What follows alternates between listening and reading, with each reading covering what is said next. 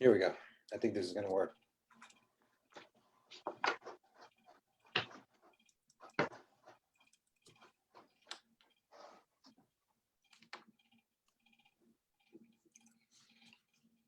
I think we're good. Good morning, Vietnam. We Show are. Showing my age? I don't know. It's not really that old of a movie. No? No. One of my favorite actors. I want to see what my background looks like. Your head says famous. That's an original Jerry Misco. All right, let's jump in. So episode 80, Pop. My age. All right, do we need to do a caveat? No one call Child Protective Services. I did not beat up my father. He What did. happened? I had some dental work done and my teeth look very white, but they're not that white. And the dental work, a pulling of the teeth scarred, not scarred, wrong use of words, black and blued my face. Isn't it crazy how that makes you look like just by doing work, like you get, don't you have it all here too? You want to show them how beautiful that is? Oh my God. Look at that. That is crazy. Black Who eyes. Who do you owe money to? Look at those teeth. Look at that smile. Oh my God. It's so bright. It's just so bright. No. They look good. They look good. They copied my teeth. You could see I still have my fangs, right? No, but they look good. Look at that smile. Oh man. Shining bright. Love it. Got a lot to talk about today, Pops. We're going to talk about stats. We're going to talk about, are we in a bubble? And does it even matter? We're going to talk about, I put what kills you makes you stronger. I know a lot of people will be like, Dave, that's not right. No. I put that on purpose. It's a little play on the saying, what doesn't kill you make you stronger. What doesn't kill you makes you We're stronger. actually going to talk about what kills you makes you stronger. I know that's not a typo. So let's jump in. A little new background for me today, Pops. I like the famous. I like Kennedy. But Kennedy, and then right behind me there. Yeah, that's the football shot. That's my poor Jeff. Il Padrino, that's the Godfather. And up here, if you can see my hand, up there is the Man in the Arena, one of my favorites. And that's a boombox for all of you whippersnappers that are under 30. And what's cool about that picture of the boombox is it actually plays music. It's a Bluetooth. So I figured we'd change up the background, a little change up. All right, let's jump in. Let's jump right into the stats. So I was able to talk to Brian Gordon a couple of days ago. He's a good friend of mine, and I'm gonna do a little shout out to the association. Brian Gordon and Jeremy Aguero own Applied Analysis, which is the premier or the preeminent stats and analysis and consulting when it comes to this city. Like they consult for the Builders Association, they consult, I believe, for the Raiders, they consult for maybe not the Raiders, but the Las Vegas Global Economic, the LVGEA, and they're going to be talking on August 26th for the association. But we're talking about something else, and we were talking about the stats. And Pops, just last week the stats came out, or 2 weeks ago, excuse me. With GLVAR, yeah. I don't see them a lot circulating, but we are at $330,000 median price. If they took my weight, what? My weight, 330. 330. I mean, I already had 3 of these delicious chocolate dipped cookies this morning. Anyway, 330,000. Now, I've been here since 1995. You've been here since 1997. When we first moved here, we bought that house on Mapleview Court. what was it, about 1,800 square foot, 2-story, 2000. gated Maple Yeah. View Court in, what's the name of the Tamarack Park? You want to tell everyone the pool story that I never understood why I couldn't get into the pool when I I got mean, we only have so much time. So let's just jump in. Anyway, we bought this house. What was it? 240. You had about an 8% loan, right? it. Was it 240? Or was I it did. 180? It was 180. It was 180. We actually less than that. Maybe 100 a foot, right? 1995. And I remember it was like 8% interest, just normal. And we've watched, you came out 2 years later. Then we bought on Wild Olive in Spanish Palms too. And that was like 240 actually. That was like 250. And then we were like, oh my God. I remember that was like the biggest deal. And it was 3,100 square foot, remember? It was big, big monster. And then we did the Italian version of the Jeffersons. And we moved on up to Red Rock Country Club, right? And you were like, Dave, I'm going for it. And I remember it. You were like, this is such a great deal. You were smart even back then. And you said the lot premium on the East Gate is only 30 grand. They screwed this up. And I'm like, Pops, Dave and Dave from Long Island. Well, you're not from Long Island, but are we really going to live in a guard gated community? Are we going to spend 320,000? And off we went. You were 100% right. And Country then, club, yeah.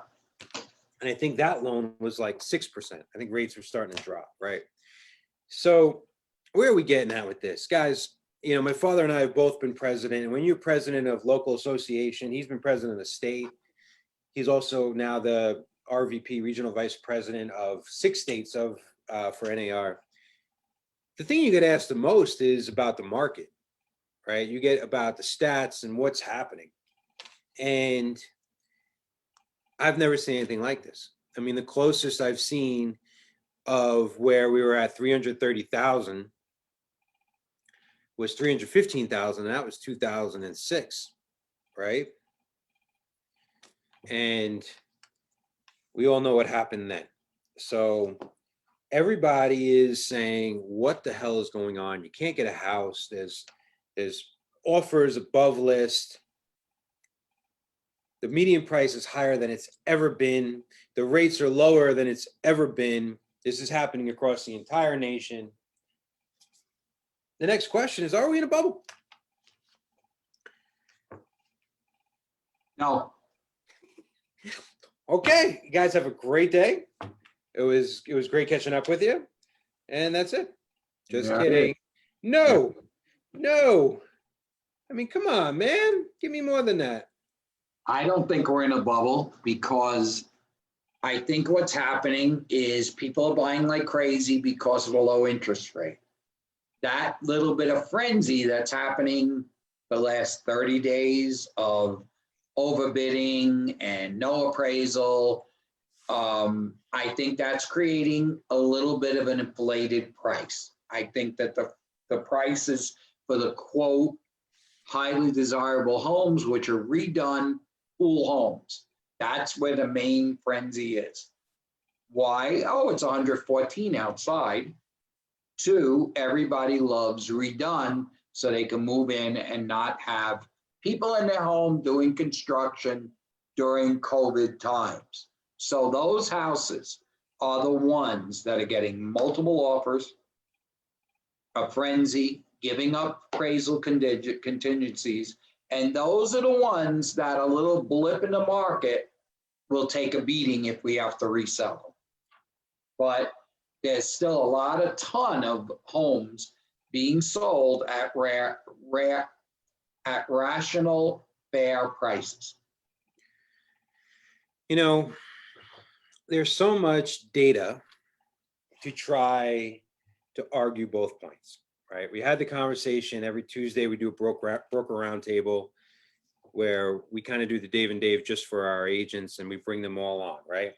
And we're having this conversation of what's for a bubble and against the bubble, right? Kind of that's what it turned into. And you know, this is the first time in my life where I really can't, I don't think I can predict it. I think I predicted 2006 pretty well, 2008. Easier market to understand than not the coronavirus market.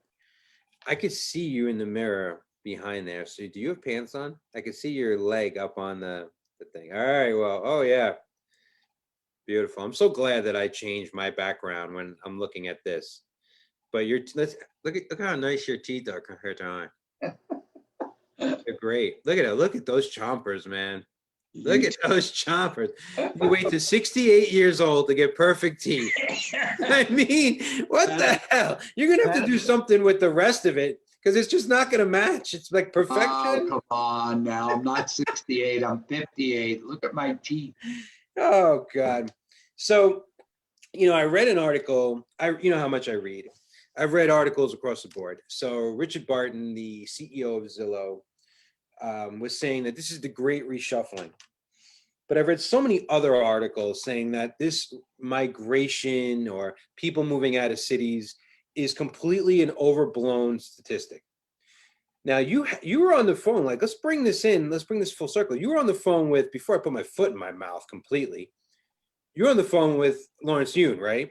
Yes, NAR gave for the leadership committee, they gave their update of what's happening this year. So context, Lawrence Yun is Bengali, right? He is the economist for NAR. And for all the shit that I give NAR, one of the best resources they have is Lawrence Yun. He's amazing. Great economist. What did he have to say about this? He sort of said the same thing. He said that he sees appreciation in homes next year. Really? Said that they're moving out of the major cities, and he used, just like if you're moving from Manhattan to Long Island, which gave me a giggle because that's what we did, right? We moved Queens to Long Island. He said Long Island will appreciate while Manhattan depreciates. So basically what he said is San Fran, New York City, Jersey, a lot of cities in Jersey, Jersey Shore, he's saying, and LA are going to depreciate because people are moving to the less dense suburbs. That was his point. Other than that, he said he believes everything is going to appreciate if you're getting out of the density of the city. This is a direct effect of coronavirus, which could change like that. But right now, what people are looking for is their own front door without an elevator, without any contact with other people is not necessary. So there's the suburbs where we're considered a suburb city because, come on, most is private houses. And you go into your private house and in your own door and garage and your own lot. So Las Vegas is doing very well. He said that California taxes are brutal and they're moving. They're moving out. So let me cut in before you, because you're bringing up a lot of points. You're jumping. I always do. I know. And you got a lot of information. So let's unpack these one by one. I mean, San Francisco was due for an exodus. I mean, without even making it political, all of the conventions were like, we're done with going to San Francisco. San Francisco is just, it's really difficult to be in San Francisco now. I mean, who wants to deal with, you have more billionaires and millionaires per capita and then more homeless per capita. It just doesn't make sense. So I understand the exodus from San Francisco. What's interesting to me is if the prices drop enough in the places that are supposedly falling apart, San Francisco, Manhattan, I don't see it in LA, but let's say LA as well. I think that's when people go back. But even then, I think the migration is maybe overreaction. Like, we don't do anything in America anymore moderately. It's all overreactions and overcorrections, right? We see this in the political landscape. We see this in the sports landscape. We see this in the business landscape. There's a problem on this side, and instead of just bringing it back to here, you go all the way over here, right? And depending upon, and this is my next question, there's a question coming, depending upon how quickly we recover, if it's a V or if it's a W, right? We fell apart, came back quickly, but it was too soon. We fall apart and we come back quickly. Then some people say it's a U all the way down. You stay at the bottom a little bit longer and you come all the way up. Some people are saying it's a check mark, right? Straight down, and it's going to take a while to come back.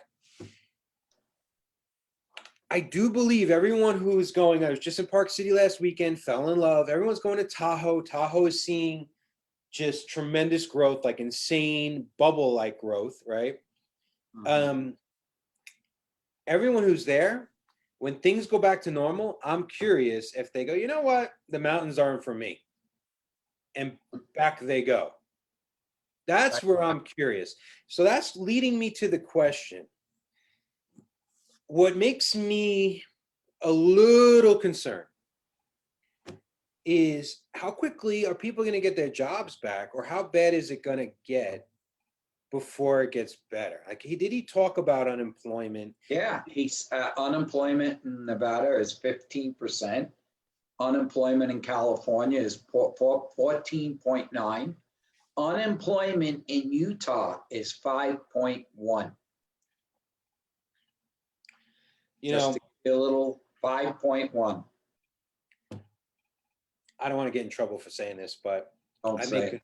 convert to being Mormon, because I have never seen a more pride of ownership. I know, Salt Lake is about 65%, Park City is about 35%. So I'm just trying to be probably not funny, but that state cares about its appearance and its roads and its infrastructure. It was super impressive. And I know that it's called the Silicon Hills now. Have you heard of this? Yeah, Silicon Hills. Yeah, there's a Because lot going on in Utah to the positive. It's definitely it's one of my states in my region. I've gotten to study it, and it definitely is going the right way. let's talk about the geographic regions, right? So as we had this conversation in S Connect where we were going back and forth, I share an article and I'm like, here's my take. Let me hear what your take is on this. Because some are gloom and doom, and some are, this is going to be fine. Don't worry about it, right? I mean, extremes. And we were talking about how we believe, or how I believe different parts of the country are going to hit differently. What? I mean, what are you doing? What are I'm you listening. doing? I'm ADD. I multitask. My God. So let's talk about the regions of the United States. The Northeast, net migration after this is all done, down or up? Down. Down, right? You're living on top of each other. There's already a lot of people leaving the tri-state areas. Boom, they're out, right? Um, I call it the ACC, I think, in college football terms, but North Carolina, South Carolina, Virginia, Tennessee, net migration up or down? Up. Up, right? Um, then you have the Southeast.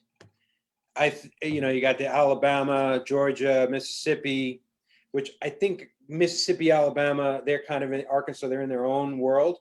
But Yeah. I think Georgia and Florida, especially Florida, Up. up. Texas is its own world, Up. up. And then you got the Midwest. So we got the Rust Belt, right? When you got Minnesota, Wisconsin, Michigan, Illinois, Ohio, Indiana. Stable. I'm saying down. Yeah, I'm some saying of it. I think I think the Midwest is in a world of hurt. The Midwest and the Northeast are going to have some problems. I really do, because you got jobs, you got weather. All That's the jobs and migration. weather. Yeah. And where I believe the Midwest is really going to be coming is what we like to know as the Region 11, right? So I'll go state by state. Utah is going to be what? Number one. up, right? Yeah. Arizona, Uh, Many people are coming from LA and Southern Cal are moving to Arizona. Colorado. Up always is. Everyone loves Colorado. I mean, even though Idaho isn't in the region, up, right? New Mexico. I don't really know. What do you think of New Mexico? You think it's going to be up? Stable. Stable? The biggest wild card, only because of the casinos, is us in Nevada. Wyoming, I think we'll even see stable or some growth with Yellowstone and Jackson and Cheyenne, right? So then you go over to the West and Washington, Oregon, and California, and I think it's stable to down. Los Angeles has been losing population for the last 5 years, but never drastic. It's not like there's any inventory. It's just that it's a steady migration out of Californians, and then there's a great amount of Californians coming, of people that become Californians. And then you have the South Dakota, North Dakota, and Montana and all that, right? So here's the thing. It's very difficult, and I think it's short-sighted to try to have just a conversation about the nation as a whole. You got to understand the migration patterns. Is work from home going to stick? Right? Yes, that's one of the things that Lawrence Ewing said. If work from home sticks, then this region we talked about, including Nevada, because even though we're so reliant, one of the things it's such a double-edged sword, the casinos in Nevada, because like no matter what direction you come into Nevada from Arizona, California, or Utah, what's the first thing you see? Mountain. No, a casino. Oh. The first thing, but the first thing you see is a casino. Right. Right? We're so dependent, and this is an opportunity. We saw it in 08. We diversified. Hopefully we diversify more. But because of the reliance on the casinos, we are probably the biggest wild card out of our region. And have the highest unemployment because of it too. Exactly. We're so heavy on it. That being said, if we were in 08, I'd say we're in a world of trouble and hurt. But if you just look at us as like Arizona, Utah, or Colorado, and you subtract the casinos for a second, we have all the topography and all the great things to do that those states have. So it's just a matter of, plus we're the only state that has what? No income tax. Exactly. So let me tell you, let me throw in a little bit while you're talking. We have a chat room with NAR. So there was a glitch. So while we were waiting for the speakers to come on, everyone was saying hello from. And I wrote, hello, Dave from sunny Las Vegas. And so many people all around the country can't wait to get back to Vegas. How I miss Vegas. How I miss shopping, the shows, the food. I mean, every city, there was 3,000, 4,000, 5,000 people on this Zoom. And Vegas was the only one that they were saying, can't wait to get back, can't get to. So remember, the thing about Corona, different than anything else, is the minute it's under control, I'm never going to say gone, but maybe vaccines and whatever. When the minute that comfort, even if it's 15-minute tests, which I'm holding out for, right? Right. The minute that comes back, people are being on planes and in Vegas because they miss, especially sitting in your house, they miss the excitement of living in this city. I agree with that. And I think that we are a growth city and a growth state, because Reno is unrecognizable from the first time I've been there. Reno is blossoming into such a beautiful city. Well, I'm sure people would say it was beautiful beforehand, but downtown Reno was disgusting at one point, and it's really getting, with all the tech and really the migration. And you gotta love Las Vegans and Renoans, they have such a love-hate with California. But California is our greatest friend because it's getting so cost prohibitive to live there. And I don't think it's going to have a problem. I think rich people are still going to go. They're going to pay the tax of living in California for the beauty. You bet, and the amenities. If in the amenities, of course, Do I you was know the obsessed median with it. price of Reno houses It's today? like 400,000. It's insane, right? 139. They're always higher than us. Reno has more. $100,000 higher than us. Well, they have less inventory and they have more restrictions on building than us. And then Tahoe is, you can't touch it. Oh, forget it. Yeah. From what I'm hearing, the California side, the South Lake is starting to go insane too, because people. So, all right, this is context. This is conversations about what's going on. So I'm reading the article about the reshuffling with Richard Barton, CEO of Zillow. And he's saying this is the main reason why the market's so hot. And I call BS. What's the main reason the market's so hot? Number one reason. Pent up desire because of the coronavirus. I'll give you one. Interest rates being so damn low. That to me is number one. Yeah, me too. But then there's the pent up. Remember, in April and May, March, April, May, everyone was sort of locked in their house. So all people thinking of buying have been buying June, July, August. So that's a pent up demand. And whoever heard of a 30-year fixed at 2.5%? It's insanity. Please, insanity. And if you're going to pay a little bit higher, which we are going to peak, here's the thing, like, you got to have honest conversations. Don't be that realtor that's going to say to infinity and beyond, that's when the prices are going to go up. Don't be that realtor. Don't. Ever. Because what comes up will come down over time. It's like my weight.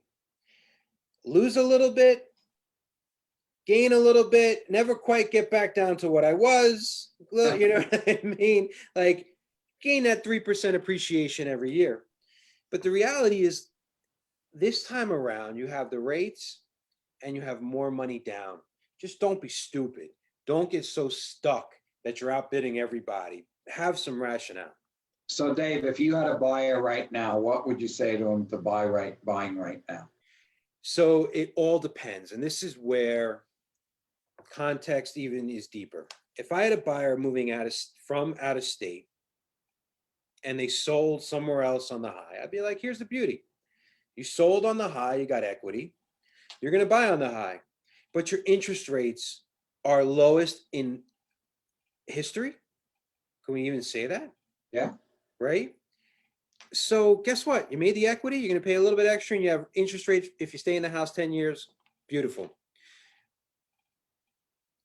Is it going to be this? Is it going to be more money in a year? Well, Lawrence Yun says he's the economist for NAR. He thinks it will. I'm not sure. But I'm not going to put you in a bad spot. I'm not going to let you overspend. I'm going to put you in the best informative decision-making process that you can be in, and then off you go. I won't let you buy the worst house. I won't let you back a street if you're concerned about being robbed, things like that, right? So Dave, if I'm buying now and you tell me I'm paying a little higher, what effect does that interest rate have on my purchase? If I want to stay there 20 years, where should I buy? If it goes down 10%, but the interest rate goes up to 5%, tell me what you think on that. And then we take out the calculator, in the mortgage calculator, and I'm going to show you the difference of, especially if you're not buying high. But it's a deeper conversation about where you are financially, right? Are you making an informed, strong decision? Even a rental person, if someone's going to buy a rental house, they would have some interesting questions, right? Well, I'm buying at the high. Well, okay. Rents, I believe rents are going to go up. Did Lawrence Yun talk about rents? He believes rent's going to go up. I believe rents are going to go up. So you're going to buy a little high, but your mortgage is going to have a low interest rate. So you should be able to have a nice gap of cash flow every single month. May your appreciation get a little wonky down the line? Yes. But who cares as long as you're cash flowing every single month? right? If you have to sell, well, you're not going to be paying capital gains.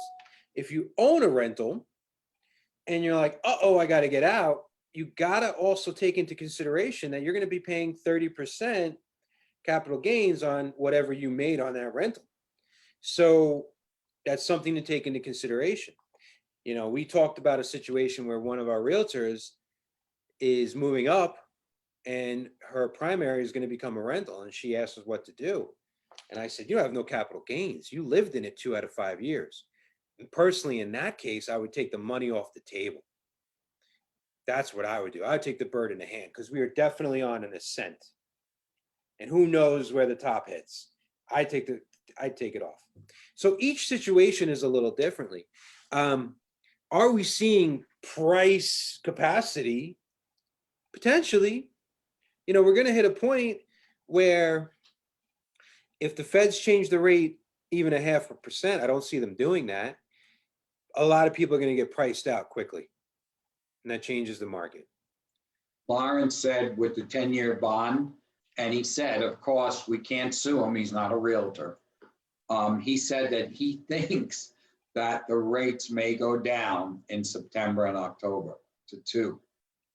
He isn't guaranteeing it, but he said, looking at the bond rate, that it may hit 2%. Wes said the same thing to me. I said, you're a freaking riverboat gambler. He wants me to float because I'm ready to take my 4.5 and get it down to 2.5 on a refi, which the refi market got a little pushed. And he said he thinks the rates are going to go down.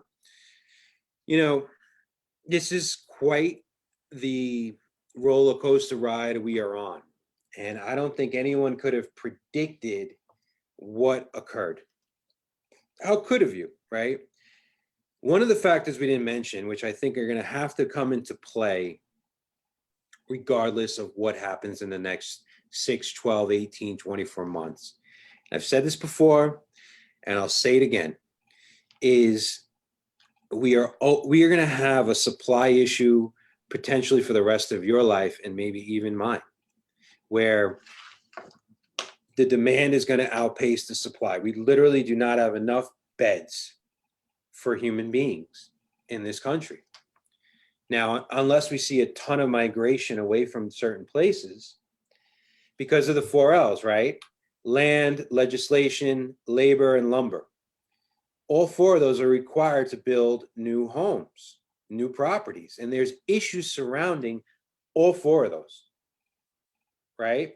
Lumber is going through the roof right now because the builders are trying to catch up with demand.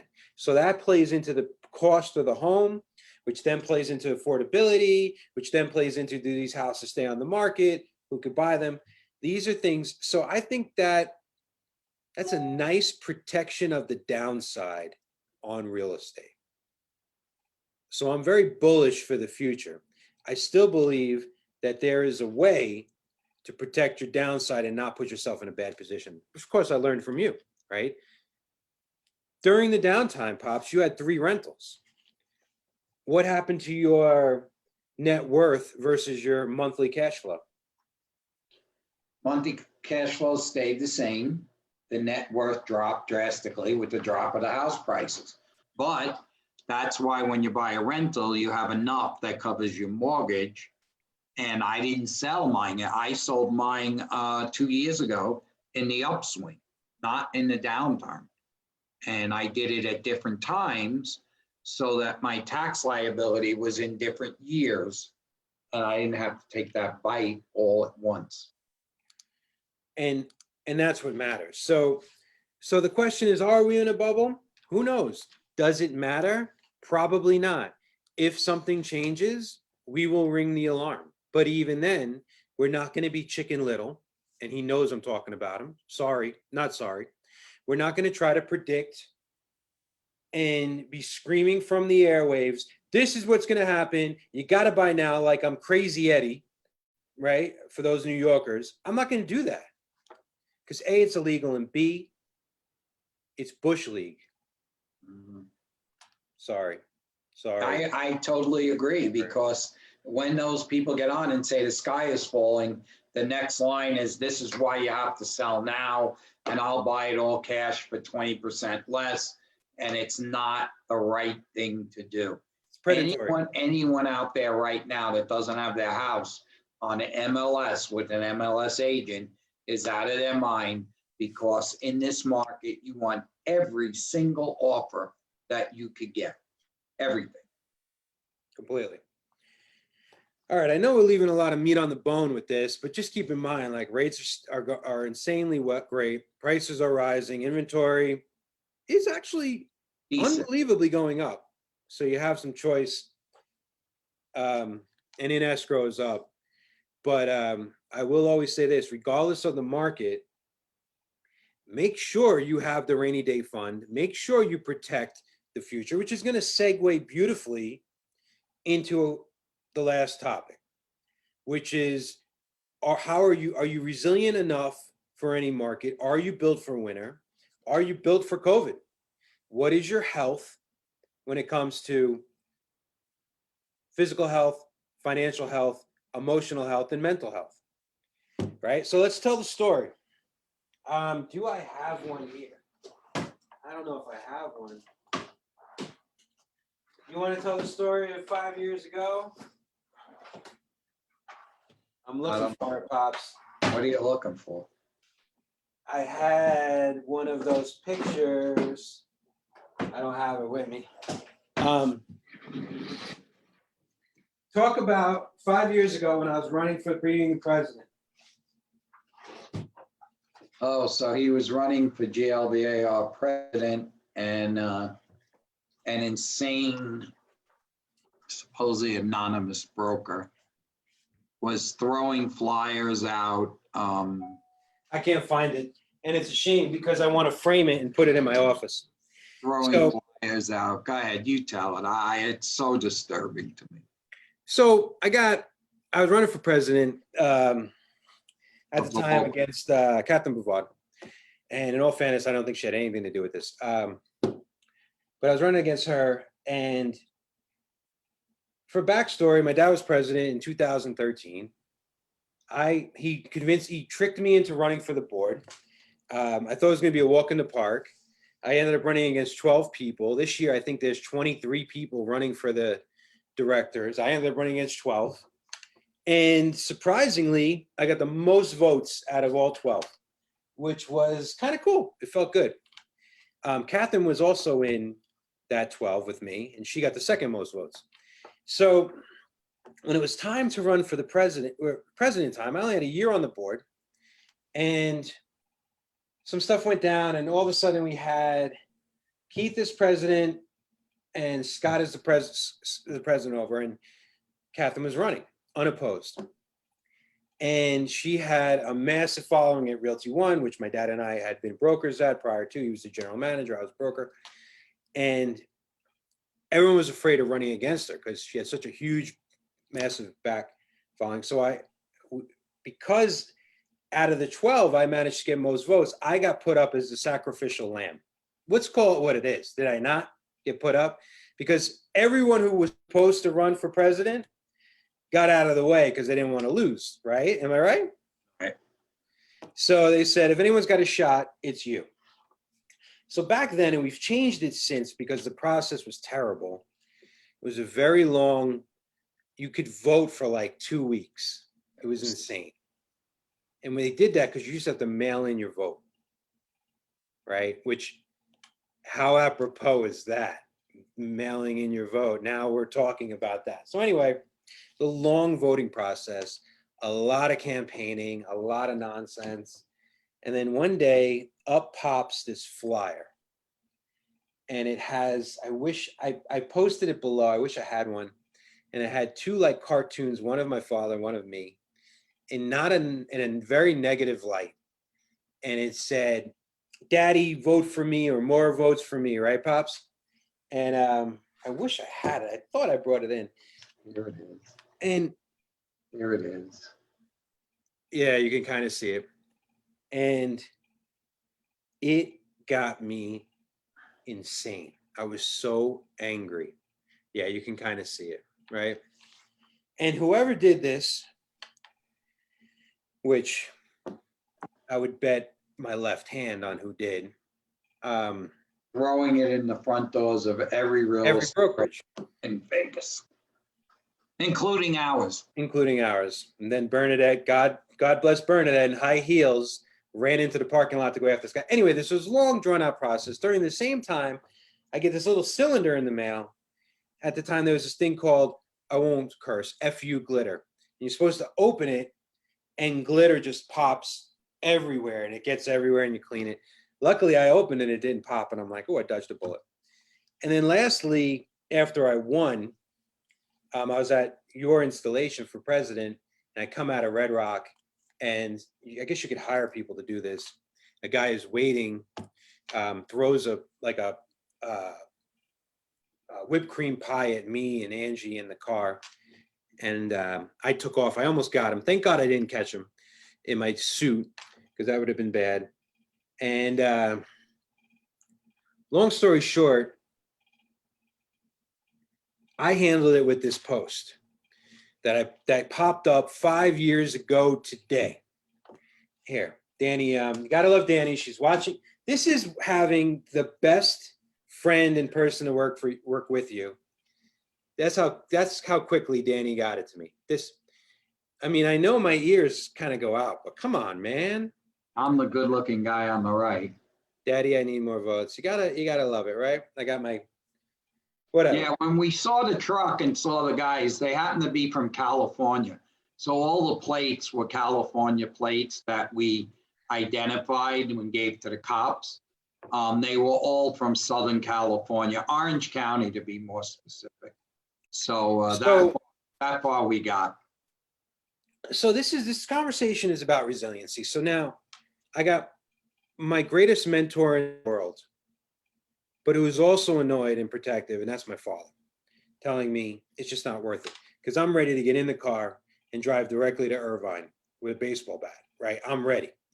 And then I got my wife, and at the time I had already both children, which anyone who tells you that children don't mature you and make you wiser, they're lying, because everything changes. And then I got, at the time, he was the attorney for the association, but also already one of my best friends, Dave Sanders. And I got all three of them telling me, like, the way you win is to win, right? Right, Pops? Like, talk to me. Win. And like, I'm putting on a like classy face, but I'm raging, just raging. Anyway, long story short, I end up winning. And little did I know, during the presidency is when you really get tested. Something went out on behalf, because now you're the president. Everything the association does, everything that group does, you're on the hook for. Something went out on Airbnbs. Remember this, Pops? Oh, yeah. So Airbnbs in the Scotch 80s. I told everyone, I said, listen, our position is, let's not take a position. And if you know me, it's not because I'll take a stand at any time, but Scotch 80s don't have an HOA. And yet at the same time, they were throwing these huge Airbnb parties that were disrupting the neighborhood.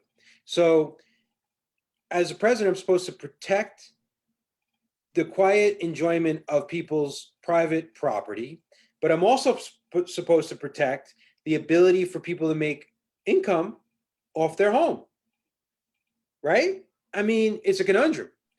And so anyway, it came out that we weren't going to support Scotch 80s in their fight against Airbnbs. And I started getting personal emails. Which wasn't true. Which wasn't true. But literally I was called Satan by somebody. I hope you get used condoms and beer bottles thrown on your yard. I mean, it was nasty. And at the time I was like, you got to be kidding me. And then there was stances that I had to make with syndication and Realtor.com and Zillow that was the right thing to do, but that hurt Urban Nest. Right, Pops? We had these conversations. Well, that almost, brought us to our knees. Because it was the right thing to do, but yet it hurt me personally. And looking at it today, I was like, 5 years of perspective is such a beautiful thing, because you get that space to look. And I said, it was all worth it, because I learned how to take a punch. I learned how to stand up for what's right. I learned how to get bulletproof. You know what they tell people, Pops, when you're So you're online? thanking me for tricking you to run originally? I am thanking you. You Great, know, I'll take.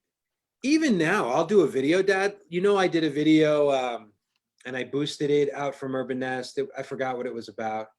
And one guy was like, Mr. Clean at it again. And then somebody else was like, you don't know what the hell you're talking about. Rule number one is never read the comments, right? Mr. Clean, they called you. That's a Everyone's got an compliment. opinion. You don't realize you're putting yourself out there, right? Like even right now, how many people end up watching it? 700 people, views, whatever. And here you are looking like you got jumped, you know. I always have been, here I am, I explained it. Maybe I did get beat up. And the lesson is when you talk about what's going on now, can you live inside of the mindset of, regardless of what 2020 throws at me next, I know that I'm going to thrive. I know that I'm going to come out stronger. So the saying is, what doesn't kill you makes you stronger. But with a lot of my coaching, the theory, and I want your take on this, Pops, is in order to grow and expand, you have to go through pain and to be pushed. What the hell are you typing? Nothing. My hands are right here. Oh. In order to grow, you have to go through pain and be pushed. Fair? Yes. Some would say a part of you has to die. You have to kill a part of you to become the new version of you. Yeah, that's true. So what I'm saying is, what kills you makes you stronger. And the thing about leadership, the thing about expansion, the thing about growth is that everyone wants what's on the other side of that mountain. But they don't want to go up that mountain and put in is what is required. And some, they just want the glory or they want the easy way. But even the work is easy sometimes. It's the pain of people. It's hard enough to climb the mountain, but you got to climb the mountain while everyone's trying to pull you off that mountain. And when I think about what we're going through right now, there are people having the best year of their lives. And we've reframed this. I had a conversation and talk with one of my best buddies today, Jason, and he was talking about how something new that's going to be a lot more work is the only way that he's going to expand and grow. And without that, he would have had more problems. So it was kind of like how when you only have one kid, and if you're just helicoptering that one kid and you're involved in that one kid, you weren't like this because you were by yourself. You had so much stuff going on, right? You were kind of like, you got to do your own thing. And then all of a sudden you have two kids and you got to plan more. And you're like, oh, that one's eating a rock. I'll deal with it. Now you have three kids, like I'm going to have in a couple weeks. And you say to your 9-year-old, you take care of it, which I'm sure happened in your family, right? But expansion requires growth and growth requires expansion. And the only way to do that is to be resilient as hell. And so I say to you, who cares if it's a bubble? I don't think it's a bubble. But if you're a great realtor and you're protecting your clients, your people are going to be protected at the highest thing. I sold loans in 2004, right? Remember this? Did I ever put somebody in an option arm? No. No, it was a terrible, terrible product. Did I ever put someone in a reverse mortgage? No, it was a terrible product. So even in the worst of times, I protected their downside and I still made money and took care of myself. So that's kind of the resiliency that I think you have to be required, because people are going to be bombarding all of you, whether you're a buyer, a seller, or a realtor, or a mortgage person, whatever, about what's coming. And fear porn. You like that one? I just heard that one. Isn't that great? Yeah. Fear porn. It's on channels in my market, 19, 20, and 21. Fear porn. Don't listen to the fear porn. You can carve out and succeed and grow. A lot of my coaching friends and clients are saying that this is the best financial year they had of their life. You want to know why, Pop? Why? Because they're not spending money. And they're focusing on their businesses. Oh, you know what is down the most? Clothes. Clothes sales are down 30%. That makes sense. Yeah, because no one's wearing but jogging pants. Oh, clothes with Clothes. a TH. Yeah, a men's warehouse. But closings, I'm curious how many. 2 to 3% down from last year. I'd say a little bit more, but even then, that 2 or Well, 3. I'm only reading Larry's. That's Larry's. Larry's. What's filling in that gap? Average price, Mm-hmm. right? If you're a realtor, you're making more per deal, right? So it's filling in the gap. You may be doing less production, but more volume. So, yeah. So that's a story of resiliency. Dad, it popped up, and I said to myself, I'm going to share this freaking thing. You know why? Because it's 5 years later, and I am so proud of that. Because at the time, I thought, this isn't worth it. Why did I do this? Why would I go? I was embarrassed. I was angry. And I didn't realize that there was the cost of admission. It was the price of leadership. And as Jordan, that great quote, he's like, that's the price of winning, to go through the shit. And I'll just read you one thing. I'm going to try not to cry. This is what matters more than anything. Angie wrote. Those of you watching, Angie is his wife. Angie's my wife. She said, still so damn proud of you. Little did the person who did this know that you've been through much worse, and I'm sure they didn't expect it to only make you stronger. The girls and I were having a conversation this morning in the car, and we're talking about doing what's right, even when it's hard, and sticking up for yourself. And they both said, like daddy. Clearly, you're doing something right, because those are the two opinions that matter the most. Not to mention, one of the things I love about you is that you're willing to have the tough conversations when most people aren't. And then she went on to do some other stuff. That is what matters the most. You know what I mean? Like, you put in the work now, and you don't realize how it pays on the other side. How you can look back in 5 years and be like, even for you as my father, to be like, wow, my dad raised me right, and I'm going to raise my kids the same way, and I'm not a sellout, and I did what's right. And that makes all the difference in the world. So I know I'm a softie. It is what it is. Let's get out of here. What's your final takeaway, Pops? With the market the way it is, if you're looking to buy a house for yourself and live in it the next 20 years, buy it. If it goes down 10%, who cares? Your payment is going to be fantastically low. Enjoy your home, live in your home, get the quality of life you want in your new home. We're not at the bubble yet. Here, so this is what I wanted to do, something funny today. This is Rocky. I have this on my desk, right? But I'm going to put this face on top of Rocky. $1 for whoever could say who that good-looking, handsome man is. So, actually, that's what you look like, right?